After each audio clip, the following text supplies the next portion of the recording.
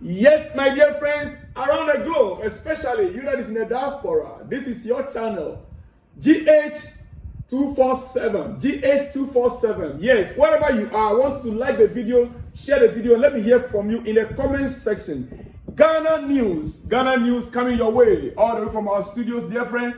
It is John Mahama's government in place right now.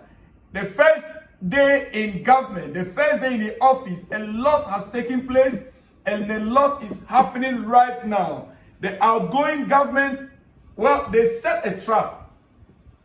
Yes, in the energy sector for the John Mahama government. But trust me and trust John Mahama, that trap, we shall override it. Oh yes, Mahama government will need nearly $90 million to prevent doomsday without gas from WAPCO Gryco.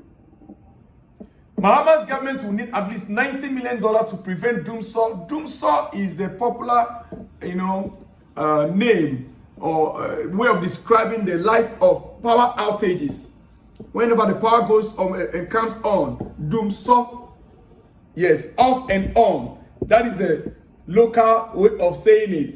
So Mahama's government will need nearly $90 million to prevent doomsday from happening because of the shortage of gas. The outgoing government failed to procure the necessary gas that can last for a while the new government that is coming in can now, take over from there. We understand they left behind only 5 hours of gas. 5 hours of gas means that the gas that is already powering the plants to generate the power, once that gas is finished, what they have in the reserve right now can only last for 5 hours. So as we speak, Ghanaians are only relying on what is already in the system to generate power. Once that is finished, the remaining in the reserve can only last for 5 hours.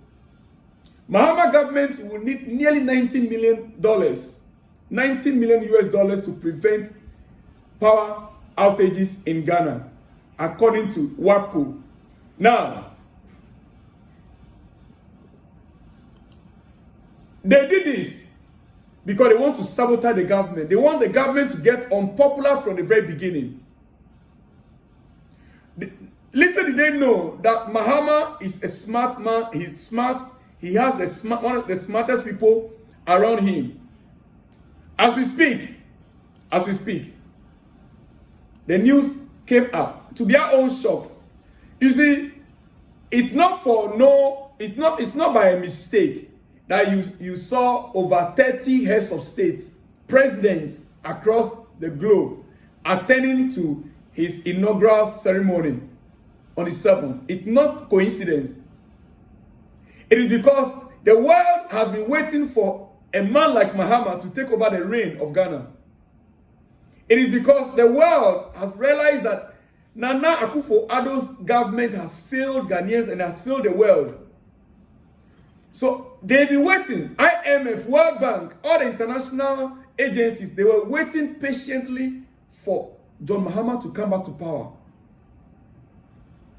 Ladies and gentlemen, to their surprise, Mahama has just announced that a deal has been struck. 2 days into office, he has announced that a deal has been struck and the power in Ghana, the light in Ghana will not go off. WAPCO has agreed to supply Ghana gas for the next 2 weeks. For the next 2 weeks to sustain the Ghana lights to be on, to sustain Ghana's power. WAPCO has agreed to postpone the pigging of its pipeline to 2 weeks to avert load shedding. The pipeline is what brought gas into Ghana. From Nigeria, there's a pipeline led to the West Africa pipeline. Now, the pipeline needs to be serviced. It needs to be serviced. So the time frame to service the pipeline is what has elapsed. But right now, WAPCO has agreed to postpone the building of the pipelines to another 2 weeks to avert load shedding, in order for Ghana government, the new government in place, to be able to have enough in reserve before the maintenance work could begin. This is as a result of a meeting with a technical committee set up by the Chief of Staff, Julius Debra, at the instance of the President, His Excellency John Dramani Mahama, on Wednesday, January 8th. Remember, he was sworn in on 7th, Tuesday, January 7th. On Wednesday, January 8th, this decision was made instantly. And lo and behold, WAPCO rejected, the international agencies were not in favor of helping Ghana under the previous government because we are owing so much. The gas sector, the energy sector is owing so much. Ghana's energy sector is owing close to $4 billion. We are owing close to $4 billion. And yet this government, Nanado's government, could not pay the debt to be able to sustain the light on for Ghanaians. Yet they were able to raise 2.5 billion, 250 million to build what they call Bank of Ghana offices. They were able to raise $250 million to pay for Bank of Ghana's new edifice. Yet they cannot pay, use that same amount. Where is the priority? Nanado's government, where was their priority? The energy sector is in debt. Government refused to pay. And yet they are spending money on unnecessary things. Is a Bank of Ghana governor, is a governor's office totally in shattered? Was he working from home? Don't they have an office they're already operating in? Why building such a huge edifice when you know that the whole country is in a junk state? International agencies like World Bank, IMF, they don't want to borrow money to Ghana any longer because you guys brought us to a junk state. 2.5 billion energy sector debt. And yet you are spending $250 million on an office, edifice. You set a trap to make the new government unpopular. All you wanted to do was that Doomsday should start. Then the citizens, Ghanaians, will now turn on like they've started. And the worst part is, before even the swearing in, all the communicators of the outgoing government were like, oh, let Mahama take over. Let John Mahama take over. As soon as he takes over, Doomsday will start. As soon as Mahama take over, within a week, including Crapper, what's his name? Something Crapper, who was the energy minister. The last word he spoke, that even annoyed most Ghanaians, is that the new government are in power, they should fix it.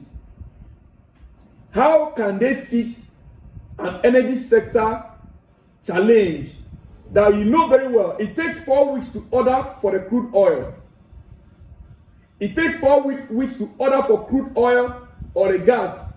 And it takes another 2 to 3 weeks to process it when it arrives. In all, they need about 2 months before they can use that crude oil to power the thermal plants. They need about 8 weeks, that's about 2 months, before the crude oil that is needed to power the thermal plants could be used. And you, as the energy minister, you left only 5 hours of crude oil, and you are asking the new government to fix it. Are they magicians? You just want to set them up. Are you a Ghanaian? This is witchcraft sin. It is. And you should be jailed. If I were Mr. President, I would have asked that you be jailed. Because this is like treason. This is treason. a sabotage of the state. You should be jailed, crapper. Well, we wait to see in the coming days. I trust John Mahama, His Excellency. I trust him. Oh yes, in 2 days into his office, he already released a communique that has caused over 500 people to lose their jobs straight away. Straight away. So you should expect more. No one is blaming him, and no one can blame him. No one is blaming him, and no one can blame him. It is expected. It is expected. And so you out there also be watchful, because we are coming for you. The communicate to relief of all those MCEs, MDCs, whatever they call, chief executives, it is just spot on within 2 days. Dear friend, yeah, revocation of appointment. That is the letter on your screen right there. Over 500. We thank God, and I'm excited. This is what we want. A problem-solving government. We've grown past excuses as a nation. Within the first 24 hours, he secured 2 weeks of gas.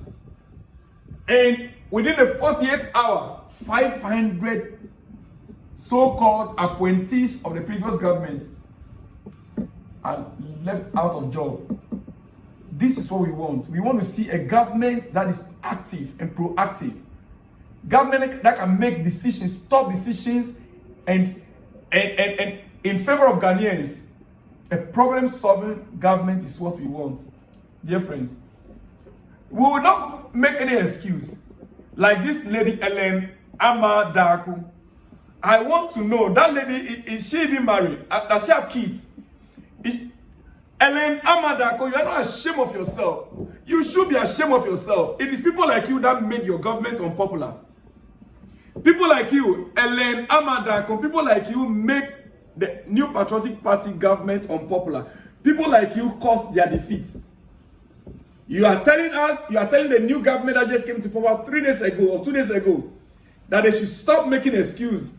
You handed over the power with lights on. Just imagine. You handed over the power with light on. So it means that, yes, you handed over the lights on. You know the next minute, as soon as you step out, the lights are gone off. Because it was a trap you set. People like you, I wonder how your kids will be faring.